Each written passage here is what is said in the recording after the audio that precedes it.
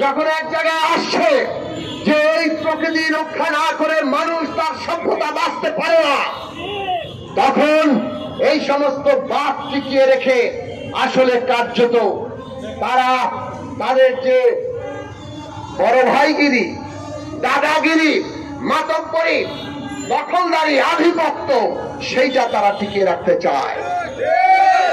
বাংলাদেশে একের পর এক সরকার এসছে, বিশেষত গত 15 বছর ধরে শেখ হাসিনার সরকার, তারা নিজেদের গদির বদলে বাংলাদেশের সকল স্বার্থ জলাঞ্জলি দিয়েছে। বিশেষভাবে তারা নিজেরাই বলেছে ভারতকে এত দিয়েছি, চিরকাল মনে রাখবে। কিন্তু বাংলাদেশের জন্য কি এনেছেন? শেখ হাসিনার গদি। সেই গদি এইবার মানুষ উল্টে দিয়েছে এবং কাজেই ভারতের আধিপত্যকে উল্টে দেওয়া হবে। ভারতকে আমরা পরিষ্কার করে বলেছি আগেও, এই দেশের জনগণের সাথে বন্ধুত্ব করেন, আর বন্ধুত্ব যদি চান, সত্যিকার অর্থে করতে চান, তাহলে সমতার মর্যাদার ভিত্তিতে করেন।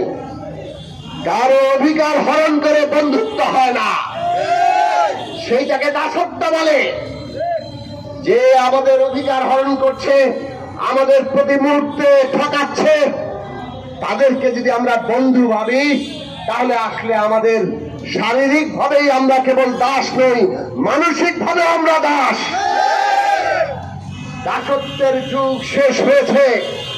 বাংলাদেশের মানুষ আর এই ভারতের একতরফা সমস্ত কিছু বাংলাদেশ থেকে তারা কেড়ে নিয়ে যাবে, আর আমরা আমাদের অধিকার পাবো না, এইটা আর মানবে না বাংলাদেশের মানুষ। ভারতকে আমরা বারবার বলেছি, আমরাও প্রতিবেশী বদলাতে পারবো না, আপনারাও প্রতিবেশী বদলাতে পারবেন না। কাজেই আমরা দুই দেশের জনগণের মধ্যে বন্ধুত্ব চাই, কিন্তু সেই বন্ধুত্ব যদি মর্যাদার ভিত্তিতে না হয়, আপনারা যেহেতু ক্ষমতার দেখান, দাপটের উপরে চলতে চান। আমরা তো দেখেছি আপনারা এইবার পাকিস্তানের সাথে যুদ্ধ খেলায় আমরা দেখলাম আপনারা সিন্ধু নদীর পানি বন্ধ করে দেওয়ার হুমকি দিয়েছিলেন, পারেন নাই। এত বছরও পাকিস্তানের সাথে এত যুদ্ধ, সিন্ধু নদীর পানি বন্ধ করতে পারেন নাই, কারণ ক্ষমতার দাপটে ওইখানে আপনারা দাপটে জিতে যেতে পারেন না। বাংলাদেশের উপর ছড়ি ঘোরান। আমরা বাংলাদেশের